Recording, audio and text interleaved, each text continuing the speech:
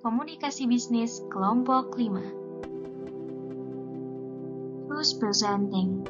Aldo Hadi Saputra NIM 007, Siti Fadila Nur Azizah NIM 027, Rohaniun Rohmatun Uslifah NIM 033, Cecil Adelia Wijaya NIM 045. Komunikasi antar pribadi, organisasi, dan antar budaya.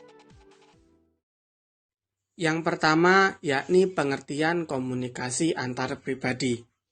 Menurut Dan Berland menjabarkan bahwa komunikasi antar pribadi merupakan perilaku orang-orang pada pertemuan tatap muka dalam situasi sosial informal dan melakukan interaksi terfokus lewat pertukaran isyarat verbal dan nonverbal yang saling berbalasan.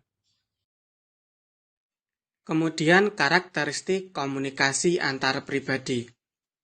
Yang pertama, dimulai dengan diri pribadi.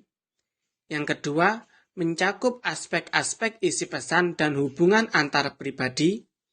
Yang ketiga, mensyaratkan adanya kedekatan fisik antara pihak-pihak yang berkomunikasi. Yang keempat, bersifat transaksional. Yang kelima, melibatkan pihak-pihak yang saling tergantung satu dengan lainnya. Yang keenam, tidak dapat diubah maupun diulang. Kemudian, yakni ciri komunikasi antar pribadi. Yang pertama, keterbukaan, yaitu sikap menanggapi informasi dengan hati yang gembira saat berinteraksi dalam hubungan antar pribadi. Yang kedua, empati, yaitu situasi di mana komunikan turut merasakan apa yang dirasa oleh orang lain. Yang ketiga, dukungan, yaitu situasi terbuka untuk mendukung komunikasi yang efektif. Yang keempat, yakni rasa positif, yaitu perasaan positif dalam diri turut mendorong orang lain untuk aktif berpartisipasi dan menciptakan suasana komunikasi yang kondusif. Yang kelima, yaitu kesetaraan, yakni pengakuan tersembunyi dalam diri kedua belah pihak untuk saling menghargai.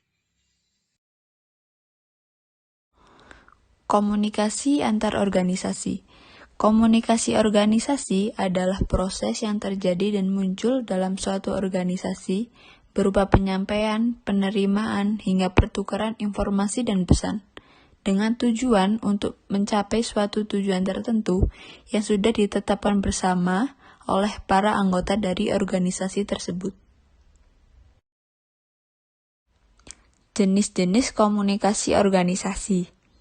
Yang pertama, yaitu internal, yaitu komunikasi yang fokus pada interaksi serta upaya untuk membangun dan menguatkan relasi antar anggota. Jika terbentuk contoh komunikasi organisasi yang baik, maka akan memunculkan lingkungan organisasi yang baik serta memperkuat relasi orang yang ada di dalam organisasi tersebut. Yang kedua yaitu eksternal, merupakan komunikasi yang dibangun dengan fokus terhadap pihak luar kelompok atau organisasi. Biasanya digunakan jika kelompok ini akan mencari sponsor maupun iklan. Jadi membutuhkan pihak luar organisasi untuk menyelesaikan tugas atau tujuan yang ingin dicapai bersama seluruh anggotanya. Fungsi komunikasi organisasi. Yang pertama, informatif. Komunikasi organisasi diharapkan mampu memberikan dan menerima informasi dengan baik demi tercapainya kelancaran dalam organisasi tersebut. Yang kedua, regulatif. Komunikasi organisasi diharapkan mampu memperlancar peraturan hingga pedoman yang telah ditetapkan oleh anggota dan pemimpin organisasi tersebut. Yang ketiga, integratif. Berkaitan dengan penyediaan saluran atau hal-hal yang memudahkan anggota organisasi dalam melakukan dan melaksanakan tugas tertentu dengan baik. Selanjutnya, konsep komunikasi organisasi. Yang pertama, ada proses. Konsep ini muncul secara terus-menerus hingga tujuan tercapai dan menetapkan tujuan baru yang dirumuskan organisasi tersebut. Yang kedua, pesan. Pesan yang terkandung di dalamnya sangat penting. Anggota dalam kelompok harus memperhatikan bagaimana cara mengirim dan menerima. Yang ketiga, jaringan. Setiap jaringan yang menduduki jabatan tertentu dalam sebuah organisasi akan melaksanakan fungsi dari masing-masing jabatannya. Selanjutnya, pengertian komunikasi antar budaya. Menurut Larry Asamovar, komunikasi antar budaya merupakan bentuk komunikasi yang melibatkan interaksi antar orang-orang yang persepsi budaya dan sistem simbolnya cukup berbeda dalam suatu komunikasi. Kemudian, prinsip komunikasi antar budaya. Yang pertama, relativitas bahasa.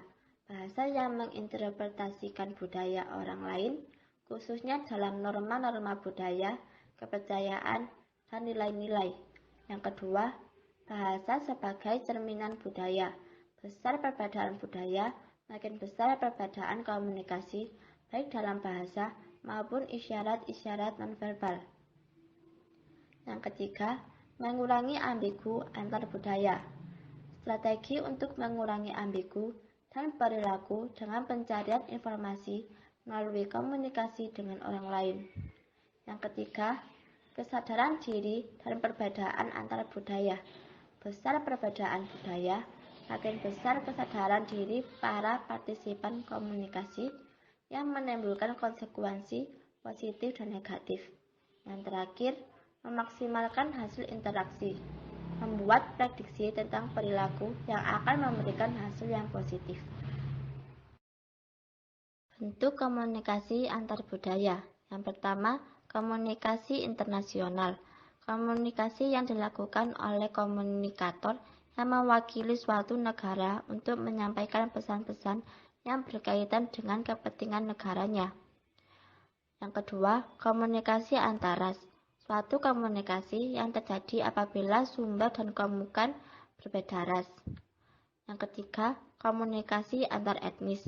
Komunikasi antar anggota etnik yang berbeda atau komunikasi antar anggota etnik yang sama, tetapi mempunyai latar belakang kebudayaan atau subkultur yang berbeda.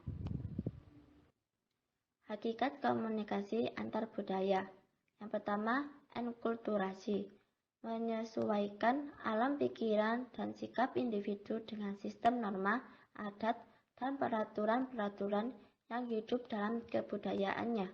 Yang kedua, akulturasi. Pencampuran dua kebudayaan atau lebih yang saling bertemu dan saling mempengaruhi. Thank you. Any question?